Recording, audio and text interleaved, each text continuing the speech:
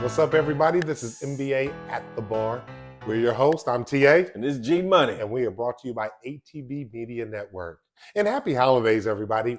We're so excited about this time of the year. Obviously, it's about that family. It's about that togetherness. And it's about some of the very best sports, especially for the NBA, because, you know, this is like NBA's best time of the year outside of the playoffs is right here during Christmas. And I hope all you guys got a chance to see all those great games. And we're going to talk a little bit about them. Yes, indeed. Happy Kwanzaa. What is it? Yeah. Happy Kwanzaa, all of them. Yeah, I can't even think of the other ones. And because we are in the energy and in the mode and the mindset of the season, we are drinking some Pennsylvania Dutch spiked eggnog. I'm going to tell you something. If y'all like some eggnog, had to spike it now. It got some little spike into it. You're going to absolutely love this. And then we also topped it off with some Sazerac. And it is absolutely the bomb. But super fired up today. We miss you guys. We're coming a little bit late because we wanted to get those Christmas games in before we did this show. So starting it off, you know, one of the first things we're going to talk about even before we get to the Christmas games is last week, G Money, talking about the Clippers.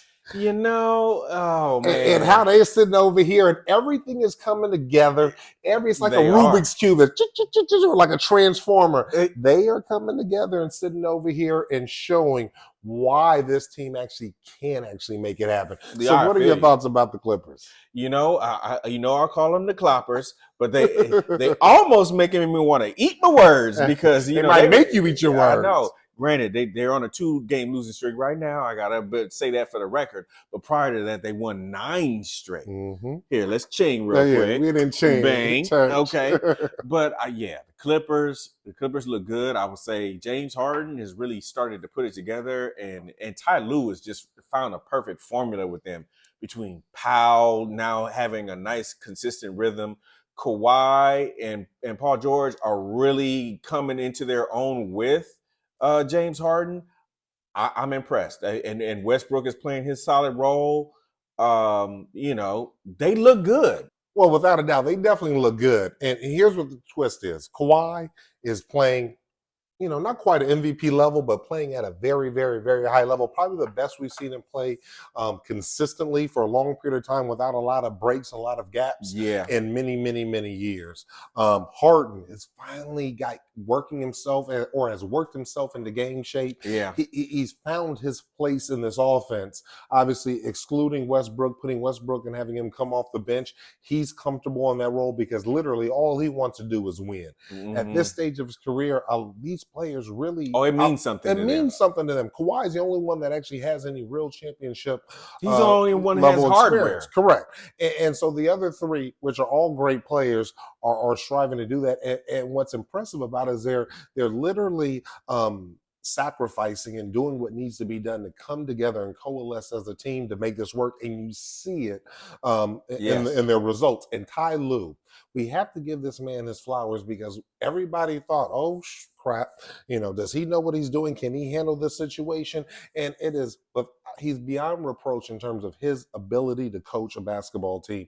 And what he did is he stayed steadfast, didn't sit over here and panic, and understood we just got to take our time. We got to keep focused with what we know we need to do, keep accentuating the best practices, the rhythm of the team, all of that. And let it come together, and it will come together. And, you know, kudos to him and kudos to that organization by sitting over here and not panicking and making this come and round itself into form. And now they've gotten themselves all the way up to the 6th seed in the Western Conference, which is impressive. Yeah, no, that 9-game streak that they hit really, you know, put them in position. I got to give a shout out to Zubac and to Daniel Tice too, off of that rotation of players, because those two guys, Zubac in particular, he just really, I thought, stepped up and said, I'm going to play big man center minutes, and I'm going to give you meaningful double-digit points and rebounds.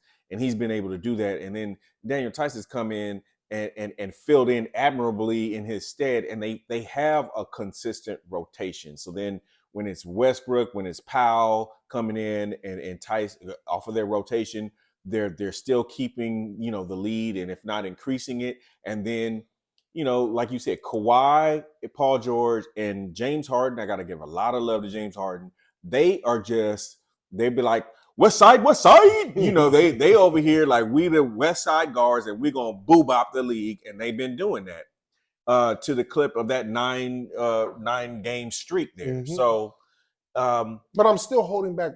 I'm still holding back a little bit in terms of not getting too excited. I want to see where they're at the All-Star break. That's sure. a halfway point. If this team has moved from 6 to maybe 4, now we know we have something cooking.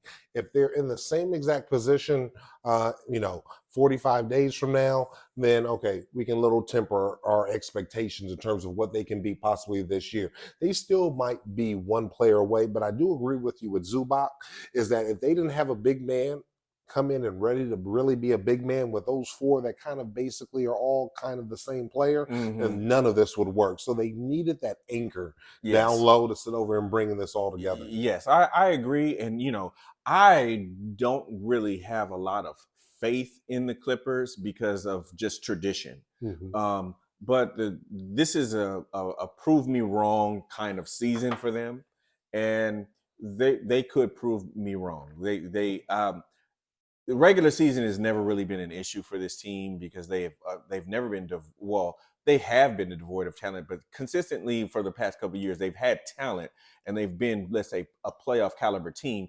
It's just now it's kind of like, will they have the Clipper injury in the playoffs, or will they all be healthy at the same time and deliver?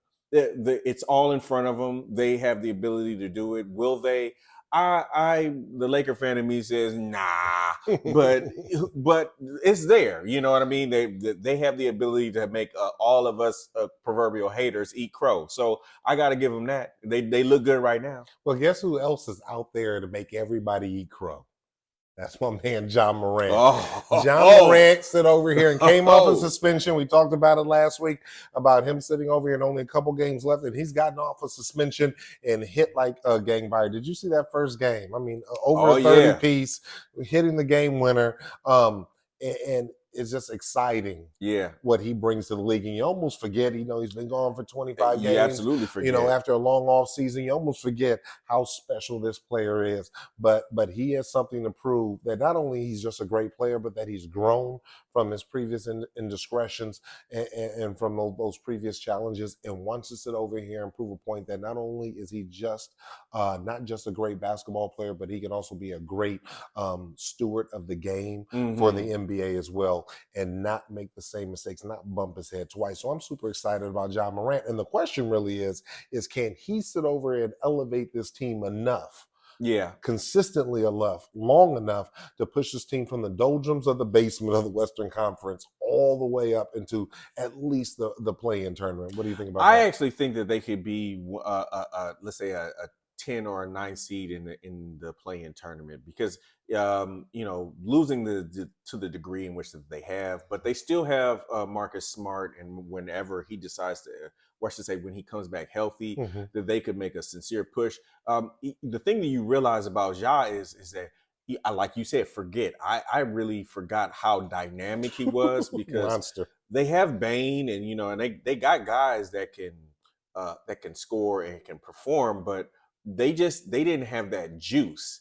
And when he came in, he was like, it was like, move, bitch, get out the way. Without a doubt. Yeah. And it was just like, ooh, I forgot you were that scary.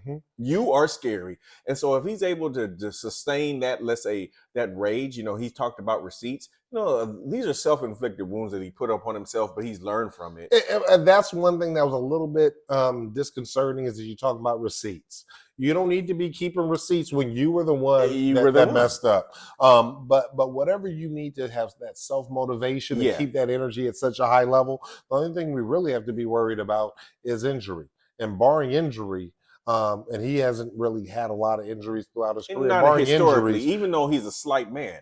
But I agree, of course, and I would just say the thing that's funny about athletes is it's just whatever they decide to be upset about. You know how like Michael Jordan, you hear stories about him, Tom Brady, making up reasons or Kobe. finding reasons to be angry. And so this is a reason that he, whether or not it's justified or not, it's justified in his mind, and he's angry, and so he's about to take it out on the league. And so it's going to be real exciting to see what he does. And he kind of gets tagged with that moniker of everybody thought he could be the next face of the league. We've been hearing a lot about that because as LeBron, who is the current face of the league, is getting to a stage in his career where that's not going to be realistic for the long term. They were talking about Ja before, because of his talent. Because of his talent. And still that's a possibility, but I think he could be the bad boy face of the league. I actually think, an individual like Ant-Man is gonna, but with his latest shenanigans, I don't know. But I was really thinking that he could be the positive, face of the league. Ja be kind of like the anti, face of the league, and because you got to have both. You got to kind of have a villain, and you got to kind of have the nice guy. And but we'll see how this all unfolds. Yeah, right now they're almost like face of the league in training because they have to win at the highest of highest levels to actually just take that moniker. And of course, we all know it's LeBron right now, and it'll probably be LeBron till he retires. But who's going to be next in line if it's not, Jokic or somebody like that?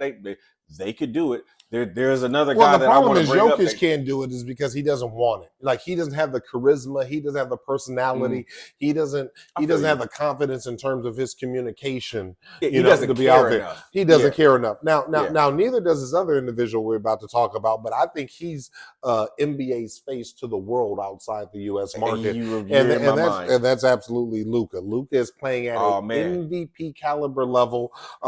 What he did on Christmas Day. Yesterday. That 50 piece? That 50 piece was absolutely phenomenal. And he's doing it, and he's performing at this high level. He's not making the mistakes. His EPA numbers are literally off the charts, some of the best since they've been holding that statistic. And he's doing it without his counterpart. It's tough when you're the lone superstar on the team because your counterpart, which is the other star on the team, in and out, or has been hurt, so he's not there to take some of that pressure off of you. Right. But he hasn't been bothered at all by it, and he's taken the mantle and says we got to keep this track because we have something special here. So I'm super excited and fired up for Luka. I've never been a huge Luka fan, but man, he's rubbing off on me. I told you, you have told me, make me feel a little bit warm and fuzzy inside. The boy is cracking. He's got like a somewhere in between, let's say a LeBron James type of game, a Magic Johnson type of game, and a Larry Bird. It's like it's all kind of swirled in there with a European flair. And I agree. I think when we start talking about maybe who could be the face of the league, he's there. I think he's the fastest player since Michael Jordan to get, and he might be the fastest to get to 10,000 No, points. you know who the fastest was? I just heard this stat today. Is Wilt Chamberlain beat him by like 100 games. Oh, well, yeah. Back in the olden days. But modern era, I think he's the fastest. Yeah, right. And you saw he dismantled Phoenix. Speaking of Phoenix, because I love Luka, as you know, and I think that you have to look at the other side of that coin of that game where he just dismantled them almost single-handedly. Kevin Durant is probably on fire, and he's kind of showing that right now. Well, he's for damn sure not happy. Right, yeah. I would say enraged could be applicable because he came there under the auspices, under the pretense. The pretense that they were building something. And you think when you thought as we're coming into the season that, okay, when that big three, plays together, and if they can play together consistently, this is going to be a true dominating force that can compete in the West. Unfortunately, we have what's my man's name? Bradley Beal. Bradley Beal is a no-show. He's hurt, and he's almost been a no-show. I can't even really remember a time where, except when he very early on in his career, where he actually played consistently. And it's ridiculous. He comes in, he plays. They've had a total of 30 minutes of playing time together for the whole season, and you're talking about in the first 30 some odd games. That's absolutely ridiculous. You can't build the cohesion. You can't get comfortable with the other superstars to figure out how how this is going to work like the Clippers have done. Again, kudos to Kawhi sitting on and making sure he played. And it's like he's getting frustrated. Like, I didn't sign up for this. I just dealt with this out in Brooklyn. Yeah. And even though Kyrie's his boy, but he needed all three of them to play there, and they did. And it's like deja vu for him out here. I think that when they tried to do the big three, just like how Miami did it, but you know what? Their GM he's not Pat Riley, and I think if anybody who really studies the league would see that Bradley Beal has been injured and injury prone for 3 or 4 seasons now. Mm-hmm. So this is not a surprise. You kind of let Washington off the hook by even pulling that ridiculous contract that he got. Yes, and when Bradley Beal is healthy, is he, let's say, a perennial all-star caliber talent? Sure. Without a shadow of a doubt. But he has not played great when the games that he has played for them. And then it's just, you're always got an owie. You always, and right now it's an ankle. Before it was the hamstring or the back or whatever was going on with him. And everybody else on that team are just kind of like patchwork guys because all their money is tied up in the 3 dudes. And so if I'm Kevin Durant, I'm like, look here, damn it. Like, there's no light at the end of the tunnel. Yeah. And I don't think it's necessarily the GM that did this. I think this is a new owner because they just got the new owner. They kicked out the old owner that had all that controversy, and they got him up out of there. And so you have a new owner, and these new owners with all this money, they want to make a splash. They want to sit over and do something big. It sounded good. They want to get excited, and it did sound good. I was excited, you know what I'm saying, for this team, thinking of what it could be. But the reality is once season comes into play, zebras don't change their stripes. Yeah. Bradley Beal, like you said, has been this way for the past 2 to 3 seasons. It's not like he was going to sit over and get with this team outside of that Washington team and sit over and change some stripes. He's still doing the same thing. This little owie, that little owie.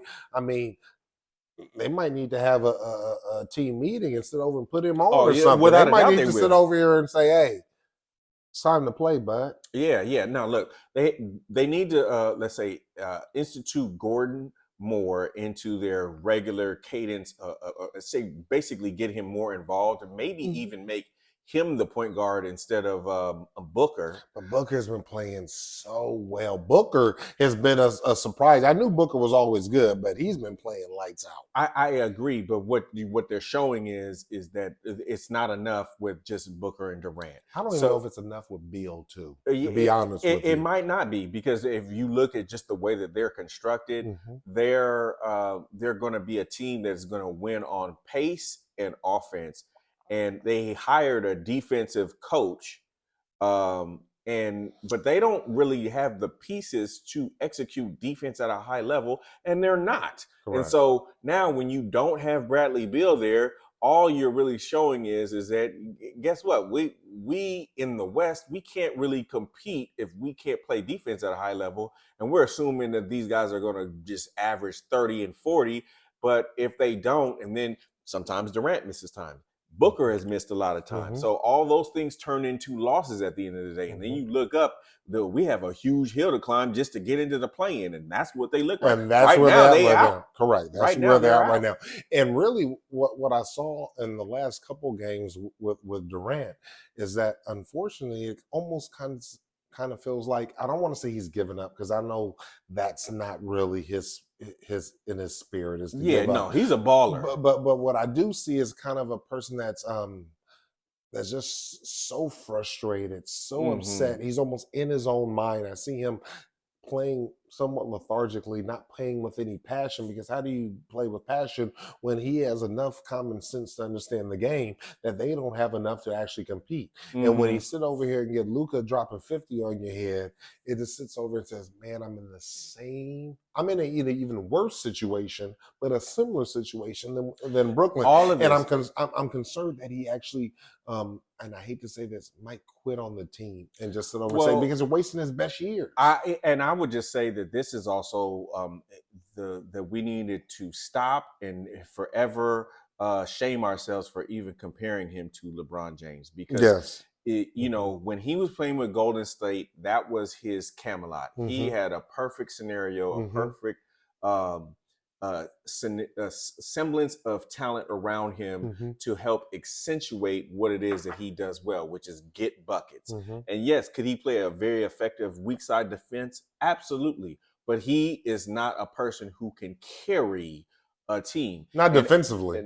Offensively, I think he could. Because he did early on in his career. But when we say carry a team, you have to carry a team to a W. And if that means sometimes I got to be the defensive stalwart, then that's what it means. If it means I also got to be the one who's got to get 40 and a triple-double, then that's what it means. Mm-hmm. And that's something that LeBron James has been able to do and drag some bums along with him. Mm-hmm. And what we're seeing now is Kevin Durant cannot do that. He actually never has. That's why he had to go it's just the media always said that he could because of we always obviously see how great he is.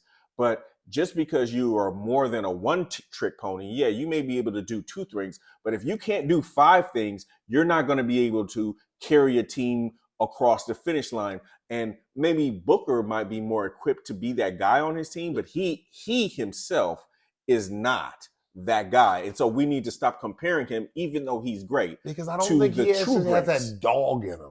He has greatness in him in terms of skill set, but that dog, Booker might not be on his caliber in terms of greatness and skill. Booker is like Kobe light. He's good, but I think that, and he's, let's say, more than good. He's upper echelon in terms of, and he's young. And his game is getting better. And that's what I love to see. He's getting better. It's getting better, but he doesn't have the quote unquote dog like the Mamba, even though that is his mentor. Who? Booker? Booker doesn't have Black Mamba. I think he's showing a different level of fight than we've ever seen from Kevin Durant. But we've seen Kobe take lesser teams and gut wins out, and that's what I don't see with Phoenix. So that's my comparison. When at the end of the day, it comes down to, did you win the game, yes or no? Mm-hmm. So if it ends up in a loss, you don't have the same level of intensity that is required because you're turning losses. These games are being losses, and it's who gives a damn about an honorable mention, right? Okay, you had great numbers, but it ended in a loss. Correct. So moving on.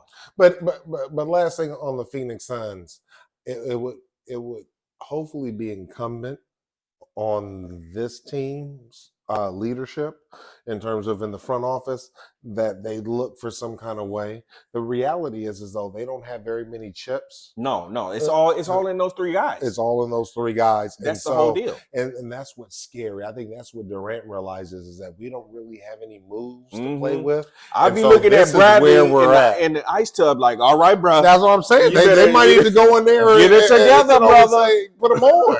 Yeah. Do I need to inject you some horse medication?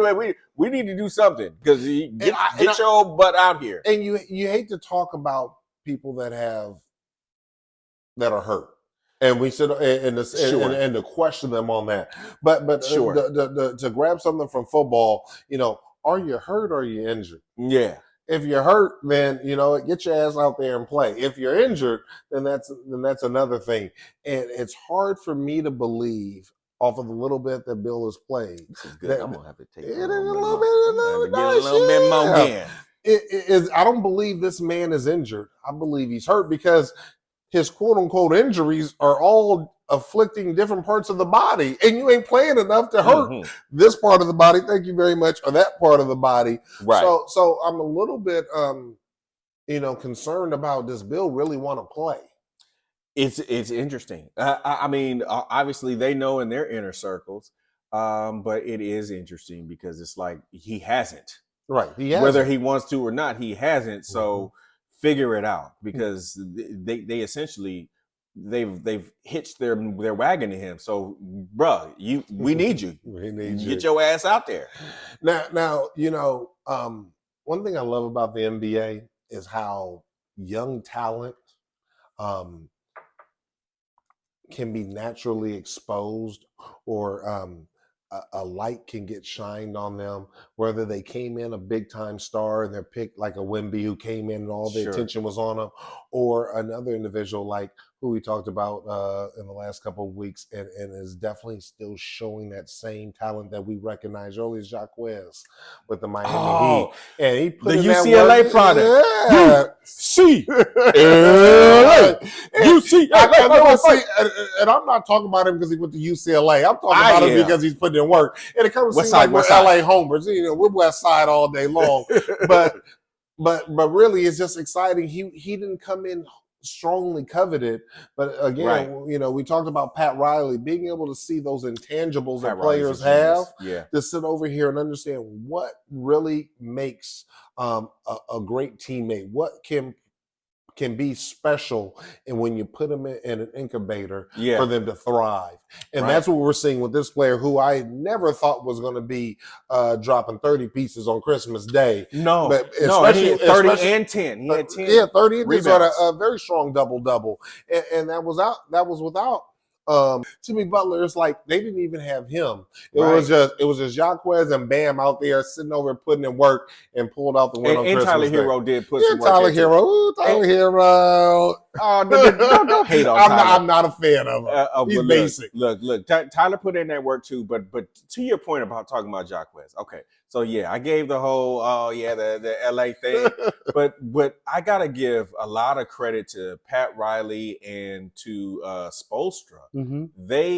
They have an eye for getting guys who know how to do multiple things well. They may not necessarily be excellent, but when they get into that Miami training regimen, that they can become excellent at those things. He was, even in college, he was always a guy that understood triple threat, could play offense, could bring the ball up, could defend at a high level, and he was somewhat streaky in terms of his shooting, but he was a playmaker. And all you're seeing is all of those skill sets are now graduated to another level.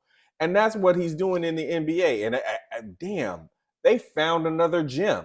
It's jack of all trades that are getting infused with heart, infused with a chip on their shoulder, because that's the culture that Pat Riley, from his playing days, come with. You know what I'm saying? And Spoelstra is that perfect kind of yang to that hardcore grinding yin. He's that Riley protege. Just old school, but also that he provides the nurturing that for damn sure is not going to be there from Pat Riley. For damn sure is not going to be there from Jimmy Buckets. You know what I'm saying? Yeah. And so I remember Bam, who took some time to really get infused with that heart. I remember Jimmy Butler and him were clashing a couple years ago, and Jimmy Butler was like, "This man don't have any heart." But when you're in that environment where you got to get it done and there's no excuses allowed, you begin to take upon that mantra. You know what Spoelstra reminds me of, even though we're talking about Jacquez,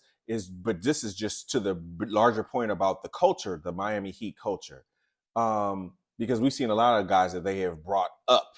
Martin, I could go on. It reminds me a lot of Popovich, in that Popovich, when he has had talent, has found a way to insert guys that the average person who is not a diehard Spurs fan will be like, why is this dude playing? And then next thing you know, a random Tuesday in November, it's like, this guy is getting 31 minutes. And it's like, you didn't understand that was going to turn into something meaningful. A la Kawhi ended up being a guy like that, right? So it's like, that's the kind of magic secret sauce with a coach that's really in tune with his guys and understands and knows how to like push the right buttons and get the best out of people. I got to give Spoelstra is in that same ilk of a Popovich. Definitely the same vein. And he knows how to maximize the talent. And that's what you're seeing with Jacquez. He's arriving and right in front of our eyes. And speaking of Spo, I can remember him because I'm such a big fan of Bron. I can remember him when Bron first got there and how young and he still had Similac on his brain. Oh, did he? He was fresh off the titty. He was so young. LeBron was kind of punking him. I was suspect of him, but to see what he's grown into, because he's now, a grinder. Over a decade later, he's a grinder. And and now he's just matured and grown and become an elder statesman. It's definitely exciting to see. So, just Miami Heat is there something about that team. I love grinded out grinder teams. Yeah, I was that type of a player. Yeah, that it just really resonates. Oh, look at you! You resonate with the with that grind. Just go out there and just slam the hardwood and let's go. And we got the love. Thump thump. You know about that grind. Hey, look here. We ain't gonna talk about no backyard 1-on-1, 2-on-2s. Okay, that's another show. That is definitely another show. We're gonna do that maybe for the New Year's show. Thank you. We'll go back and go back to the old school. No, that's fine. It can stay in the annals of history. Okay, but I feel you though. Overall, you're right. I mean that's what they are. You see the development of Robinson on that team. It's just you could go on and on about Miami Heat and Jacquez. To your point, is like he's the next guy. You saw Martin last year kind of come up when they got injury prone, and it's a perfect thing. So then when Jimmy Buckets does come back, now they got another weapon, and I think. When we thought early in the year, it was like, or you would say even the preseason, it was like, yeah, okay, Miami made the finals, but they didn't get anybody in free agency. So you're like, Miami, maybe you'll make it there. That's exactly what I was saying. Yeah. And then you saw them, they didn't quite get back there, but they still were very competitive last year. Just snuck into the playoffs, got in there, and had their elbows out and made some ruckus. So you really love them. But that's funny about that East Coast Conference. It's extremely top heavy. It is. But the top three teams, I really, really, really like. I mean, we have the Celtics who everybody thought was going to be great, including myself, thought that they were going to be standouts. And they kind of started off a little bit slow. You heard me say that they're going to the finals. Yeah, without a doubt. And really looking at them now as they're coming into form, and Porzingis actually really figuring out his role, getting a lot more comfortable. The other players are getting a lot more comfortable with him being dropped off into that team. I'm super excited about the Celtics. You see them really starting to take off, not quite pulling away because that top three is so strong, but you have the Celtics that are great. You got the Milwaukee Bucks that are obviously with Dame, and that crew was sitting over here and playing very good. And the Sixers with Embiid. I mean, Embiid is playing at an MVP level. You got to say Maxey too. Oh, of course, Maxey. But Embiid is playing at a true MVP level. Maxey's playing great. Embiid's playing at an MVP level, and I think he sits over and says, "I can't be a one or done MVP." When you have Yoke that sit over here and have back to back, and then people were ringing the bells for him to get a third. He's like, I got to do it again, or I'm going to be looking like I kind of took my man's third MVP away. So I think he has some extra motivation. He has to justify last year's MVP by winning it again. I agree. And we see it. So he's elevating that team. Obviously, if it wasn't for Maxey elevating with him, then they wouldn't be where they are. But those are three teams that are bunched up in the top of that conference that they're starting to all completely pull away. And I think all three can win it. Yeah. And and on one thing I'll just add with the Philly is Melton is starting to play at a high level, or I should say he's consistently playing at a high level. Playing good. Yes. And been very solid for them. And now the one who is finally coming up to the level is, I would say, is Tobias Harris. Tobias Harris is starting to sprinkle in some 30-point games, and they actually need him to. And he's good. He's not boo-boo, but it took time for him to get comfortable with this team. Yes. So then you add in all of their role players, and then it's like, okay, they got something. So you're right. It is top heavy without a doubt. I will still go out on my little proverbial olive branch and say it's Boston's conference to lose. Especially with Porzingis. And I will still go out on a limb and say that even though I would say Milwaukee looks better than Philly right now, if we're just crossing hairs, but I still think Philly is going to be the one who's going to be the rival in the conference finals. And Milwaukee fans will just. But we haven't seen that take place yet. And we saw a couple years ago, but it's going to be interesting. I'm just prognosticating. I think Milwaukee's missing something defensively. I think the new coach came in, changed up their defensive philosophy to what he wanted, which was, sometimes when it ain't broke, why try to fix it? Yeah, because you can look at what they did over the holiday break, right? they boo-bopped New York and then got Boo-bopped boo-bopped by New York. And so that was a little bit weird. Back-to-back for Christmas Day, when this is such a pivotal day for the league, and you have back-to-back games like that. Like, this ain't baseball. This ain't Major League. This, right, MLB. So I just love that big three, and I just can't wait to see as we get down to the last third of the month. Once we get through All-Star Weekend, hopefully all three teams stay healthy, and I can't wait to see them jockey for a position and for It'll them be to really sit over there and position themselves, prepare themselves for the battles that are going to take place in the playoffs. I think the Eastern Conference Finals playoffs are going to be hard fought, kind of like old school, where it's going to be like the old school where they're going to be slugging it out, and the West is going to be high flying and dunking, and you got 7-1,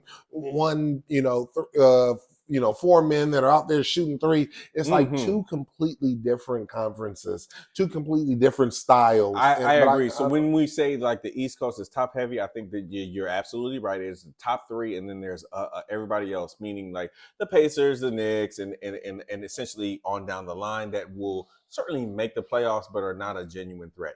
The thing that's interesting about the West is that you can maybe argue by record that it's going to be Minnesota, but by and large, most of us think it's going to be Denver.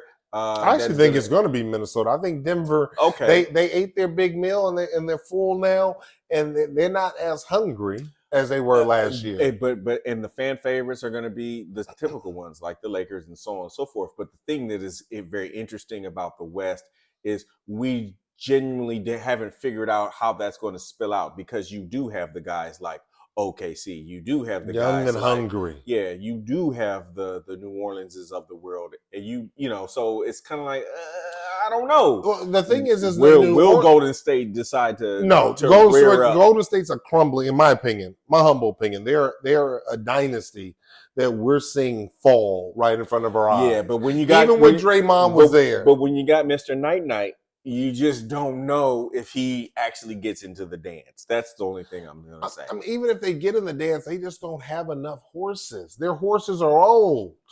I don't disagree. You ain't even going to look. And then what do we started the show with? The Clippers. Will the Clippers rise and shine, or will they find a way to pull an Howie? It's like those are all the things that add drama to the West Coast. But I say OKC, they got young stallions ready to run. Big ones, medium-sized ones, and little ones. And them stallions is all ready to go, and they're not scared. So let's talk about them. When I watched this team, because I was very apprehensive early. I knew that the chatter, the talk was, as the season was approaching, was that we'll look out for them. Kind of like you talked about weeks ago about they were the Kings from last year, this year. But when you see them play and you see how dynamic they are. Yeah, they're number third. They're number three, right? They're number three, but with less losses than Denver and a few less wins. They just haven't played as many games as Denver. So Denver's actually second seed and OKC is the third seed. But they're right there. But when I watch this team with Shea and how he plays fearless, how he goes hard. Chet, is playing with a chip on his shoulder. I think he's a little bit salty with all the love that Wemby kind of got going into the season, and him not really receiving any. Chet has game. I mean, he has great game. I really love him. And what's nice is they're still looking to add pieces. They're not resting on these laurels. They just added a guy from Orlando. I can't even think of his name. Stocky, just another big body to have in there. And they're still looking. All the reports are that they're still looking to make another crucial move or two before the end of the trade deadline. So this is a team that's going after it. I think they recognize what they have and they say, hey, let's go out here and take it. Yeah. Because again, Denver doesn't look as hungry as they are. Luka and Kyrie, Luka's looking so good, we have to stave them off. Right. And then you have Minnesota, which is looking monstrous. And if they want to sit over and actually push to possibly win, really, they're going to have to be able to play with Denver. They're going to have to be able to play. They're going to have to play with all of the big dogs. With all the big dogs. It's just a reality for, I think, all of the teams. I think that, to your point, though, they do have enough. I mean, and look, we didn't even mention Giddey. Dort, and those are like glue guys that necessarily don't always come up big on the stat sheet, but they come up in meaningful moments on the stat sheet in their wins. So those are like steadfast. Again, and we've said this for a few episodes now. There's not a whole lot of weaknesses on that team, and Shai Gilgeous-Alexander is that dude. DAT. He is that dude. Yeah.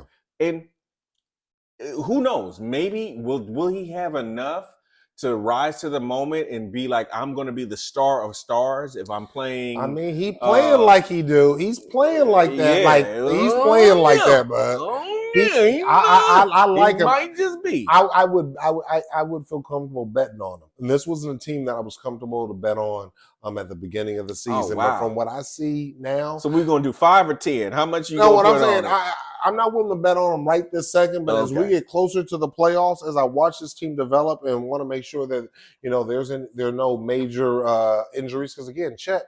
God forbid, I'm not wishing it on him, but when you come off an injury and he's playing hard, he's playing a lot of minutes. He's still. I wouldn't say slight, but slight. He's lighting the booty. He's lighting the booty. He just has so much game, and he's tall. And for him, he's been playing like this for a long time. It's not like he got to the league and he said kind of like Cat and said, "Oh, let me develop a jump shot and go." No, he's been playing like this. He's had game since all high caps. school. GAME all caps. Yes. And so just again, this team, they add another great player. Watch out. I mean, really watch out. Well, and it'll be interesting because I didn't hear about them doing trade moves, but or they're looking to. Okay, but they brought in somebody that was on I want to say that was on a G League team for Orlando. Okay, and you know what? And it's interesting because I'm not even sure if they need it. I like Joe. I like Wallace. I like a lot of their other, let's say, lesser tiered guys. Maybe those guys develop and get minutes. But the also thing is maybe the league just says, okay, well, those guys are good enough to where we can swap those guys out for a bona fide. And then that's what's unique about this team is they have some ingredients in the shelf that they can sit over here and say, here, I'll trade you these guys and maybe a draft pick. And then give me – and they got a bunch of draft picks. I think they have something like 15 first over the next 6 or 7 years, something crazy. So then let's go ahead and go all the way fantasy land with it. What if they do that and put a package together and then get somebody like a Zach LaVine? Now, I think that would be a great fit. Wouldn't that be interesting? Also what I would like to see is bust a move with Zion. Oh, Zion Williamson? Yeah. See, the funny because thing he don't have to be the man. No, I do hear you there. I just how we talked about the dog in him. We've had this in previous episodes.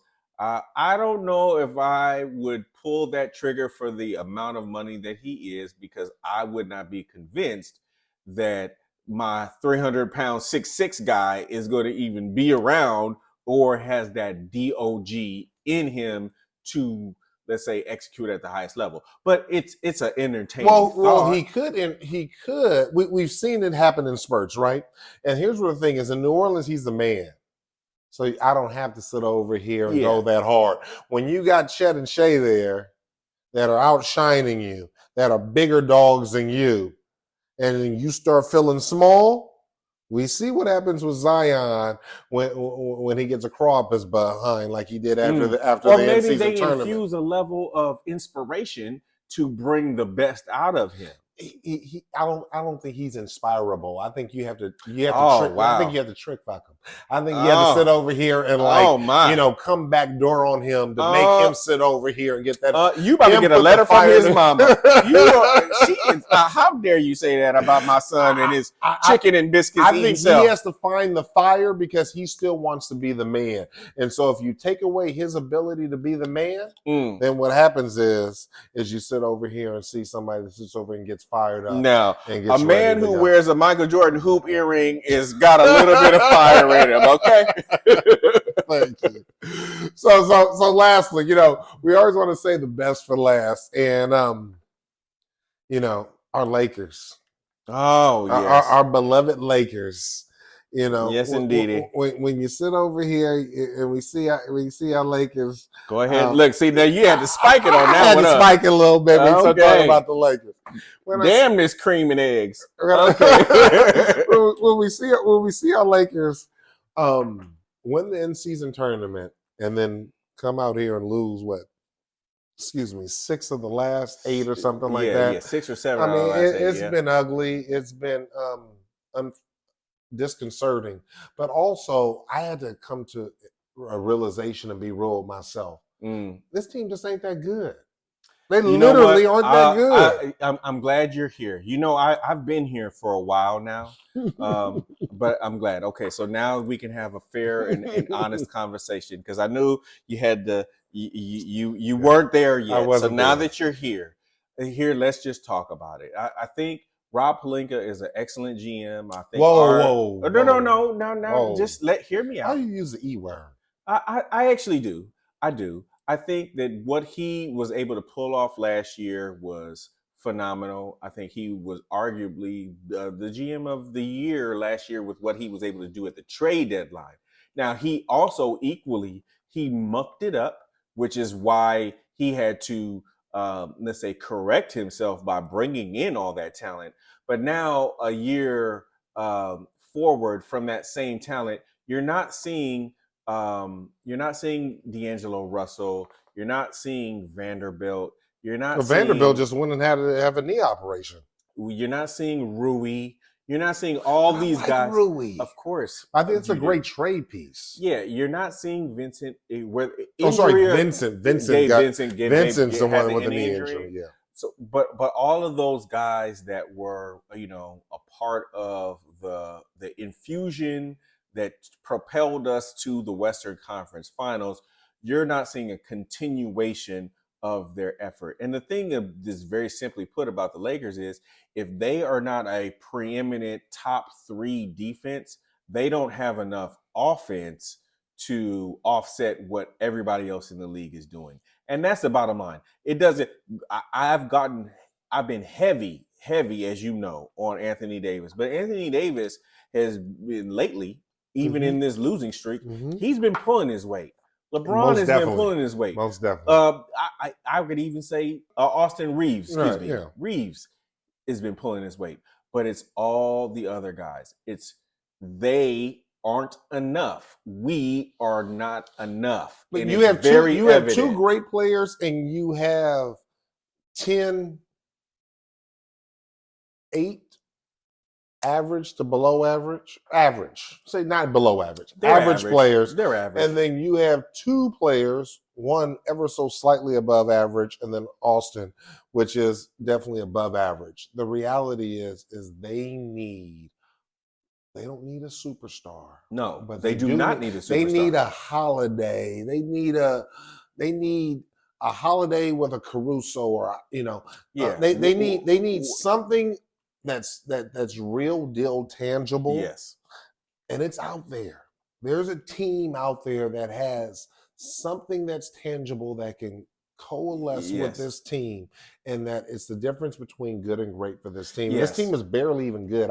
It's hard to even use the word good with the Lakers in this last stint. Even after winning the end season, it's very difficult to call them good. Look, I like what they did with the end season tournament, but what they're getting exposed at is if you do not play defense at an elite level like you did through the end season tournament, then you're just getting exposed as to the fact that you're not a very efficient 3-point shooting team, and you don't have guys that can just go get buckets on their own.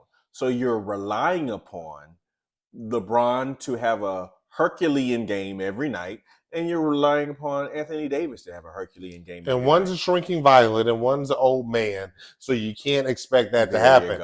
That's why if you could bring down LeBron from being Herculean to just being very, very, very good, allow a shrinking violet to sit over here and not have to have those incredible highs every single day Right. to eventually have to shrink, Right. and bring somebody to where they can both bring their efforts down to a 25 to 35 point level every single night, Right. and somebody else bringing in a strong 25 to 30 every night. Now you have the And components, you know what but not lose the defense. Yes, and you know That's what? key. You know what that thing was. And so even though D'Angelo Russell doesn't have the defense, but I think that they were really expecting when they got rid of the guy that went to Toronto.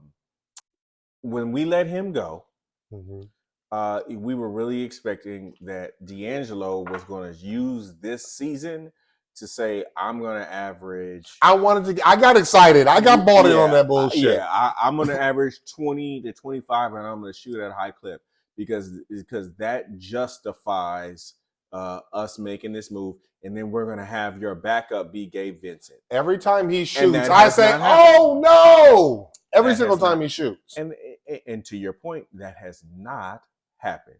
Now, yes, Vanderbilt was, let's say, injured majority of the year, but Vanderbilt is supposed to be the guy who's like the Dennis Rodman of our proverbial team because of what he did last year. And right now, whether or not Darvin Ham is not playing him enough. He's out for the season. No. Vanderbilt is not out for the season. No, you're talking about Gabe Vincent when you say that. Vanderbilt and the V's. Yeah, but Vanderbilt he had a heel issue and it was nagging him. But what the bottom line is that when he gets in there, he's not making an impact. What it was is we were supposed to have an elite defense. He's 6'8", 6'9". He's supposed to be the guy that we can rotate out on all of the best talent of anybody else's team, and we're supposed to be a top 3 defense where, okay, you're allowing Anthony Davis to basically just roam because he's such a disruptor. But that whole Dennis Rodman thing is not happening. It is not. Here's what the reality is. 60 to 70 points from LeBron and Anthony Davis. AD, it's not enough. It's not enough. And Reeves is good, but he is not enough in a vacuum because he is limited. If you have him playing over 30 points a game, he's going to break down. He's not physically strong enough to kind of keep that weight on his shoulders. That's why you get mad at Darvin Ham not starting him, but I understand what he's doing. He's saying this cat can be great for us in the times that we need him. Yes, I love Reeves, but we can't put too much weight on his shoulders because he will fall victim to that weight, and he will crumble under it. That's why we need one more big dog and a Caruso. I agree. And you know what? Nobody wants to do the Lakers any favors. And here's the reality: the Lakers, first half are a horrible team. In the second half, they're like a championship level team. But you can't do that every time and expect W's because it's not. That's not sustainable to win championships. People don't win championships messing off the first half of the season and thinking they're going to come gangbusters. Miami has tried, but they've always fell victim at the end of the season because of that. It's kind of like playing in a game and you're down by 30 and you sit over here and grind to tie it up with 2 minutes left. You done gave all your energy to tie it up, and then you end up losing at the end of the game. And that's exactly what a team like that does. You and I are lockstep with that one, brother. And that's what's happening. They can't score, and it's too hard for them to score. And unless Anthony Davis and LeBron James just come out and just say, we're going to be Hall of Famers today, then it's a struggle. Correct. And that is not sustainable. So your boy Pelinka, who you think is so good, he needs to sit over and do something. At the end of the day, his Pelinka still nothing but an agent. He's not a GM. Now that's nothing but an agent. No, that is fact. He ain't nothing but an agent that happened to be cool with the buses because he represented Kobe for his career. Whatever. And I don't want to hear but this is a clutch client. Look, get off of the clutch client merry-go-round, okay? Pick some dudes. He's the only cat's on the come. That only cat's on the come. Whatever. Yeah. Pelinka, get it together, brother. Without a doubt. Because you already know, man, LA is not. We already know. We all know. LeBron, he got this year, maybe next year. And these are going to be the last 2 times for him to win that other ring. So it has to be it's now. It has to be now. Well, the reason why it's now is because that Las Vegas franchise is coming. And he's already got his people on it. So he's going to go, they're going to set him up to bring in that franchise to have that star-studdedness for that franchise when open. So, like you said. Do I need to write a handwritten note to Jeannie? Do I need to write a letter like in olden times in cursive? No, Jeannie just got married. She's over here in love, and she ain't on top of it. Look, again, go ahead and talk to Phil, talk to Magic, talk to whoever you need to talk to.